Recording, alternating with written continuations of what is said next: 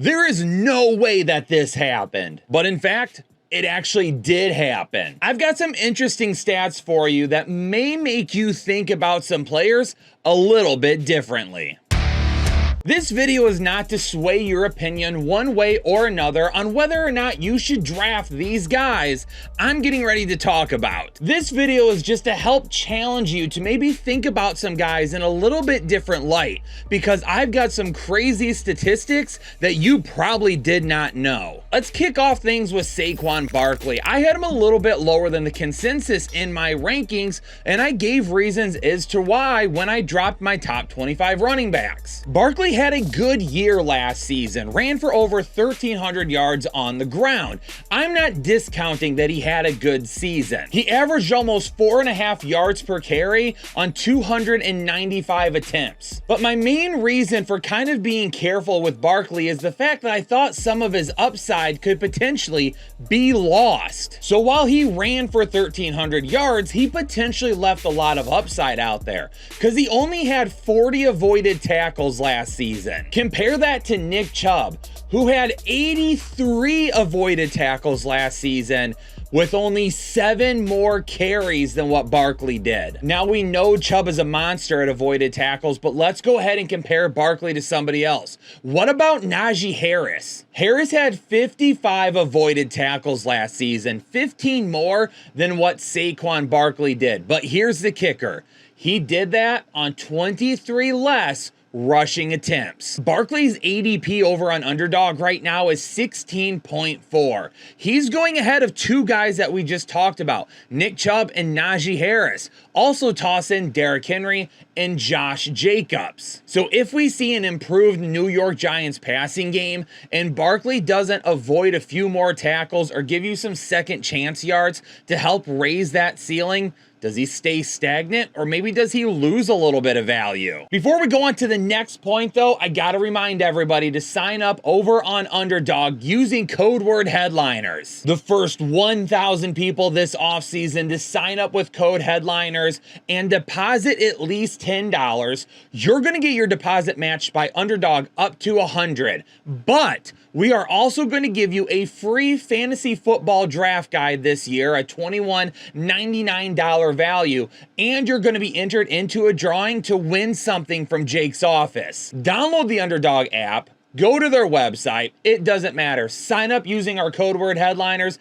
deposit at least $10, and you're going to be treated to a little something special. Let's move on over to Jamal Williams, which it is no surprise whatsoever when I tell you that he led the league with 17 rushing touchdowns last season. And we've talked about this point a little bit as well. His volume inside the 5-yard line last year was absolutely insane. He had 33 rushing attempts inside the 5-yard line last year, which was 13 more than the next closest running back. In fact, of the 17 rushing touchdowns that Jamal Williams scored last year, 14 of them came from inside the 5. That's a crazy 82.4% of his total rushing touchdowns for the year. He absolutely took advantage on all those touches at the 5 or closer. But here's the crazy part. Right behind Jamal Williams at number 2 was Austin Eckler and Derrick Henry with 13 rushing touchdowns.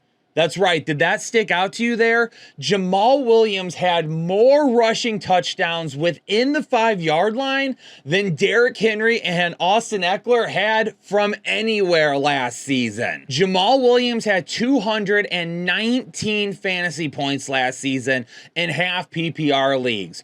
Those 14 touchdowns accounted for 84 of those 219 fantasy points. Alvin Kamara's court case has not been settled as of yet, so we still don't know if he's going to face a suspension this year. Kendre Miller was also picked by the Saints out of TCU in the draft. That's a lot of touches to potentially go around if Kamara is not suspended. But don't forget, Juwan Johnson was a huge red zone threat last year as a receiver, and Taysom Hill is always lurking to take weird touches away from the guys that we actually want to score fantasy points. Jamal Williams' ADP over on Underdog is just over 125 right now, which isn't going to be anything crazy to hurt you if you were to draft him there. But if you draft him expecting another 17 rushing touchdowns this year, your process may be a little bit off. Everyone is going to be sweating trying to draft Travis Kelce as their tight end in 2023, and rightfully so. He has earned it, and he may be one of the safest players that you could draft in fantasy football. I mean, at the tight end position, he scored 12 touchdowns last year, which was better than any wide receiver in the league, not named Devontae Adams. So you draft Travis Kelce at tight end, and you get wide receiver-like numbers. Seems like a safe bet. And it is. I mean, he also led all tight ends with 110 receptions on 150 targets. The numbers absolutely reinforce. If you want to draft him in the first round, go ahead. It's not a bad pick. But each league only has one Travis Kelce. So for the other 11 or 13 or 15 owners, whatever size league you play in, who are you going to draft if Travis Kelce is gone? I'm just here to remind everybody that George Kittle scored 11 touchdowns last season, one less than Travis Kelce. And he did it on 70 less targets and 50 less receptions. Not only that, but catch percentage, average depth of target, yards per target, yards per reception, yards after the catch per reception. George Kittle had higher numbers in all of those categories than Travis Kelce. So am I telling you to draft George Kittle over Travis Kelce? Absolutely not. But Travis Kelce has an Underdog ADP right now of 6 overall. He's going to go in the first round of all of your leagues. And if you don't get a hold of him, it might be best to wait, because George Kittle's ADP in the 50s right now could end up being just as good as a value later on in your draft. We're still waiting to know more about who the quarterback is going to be.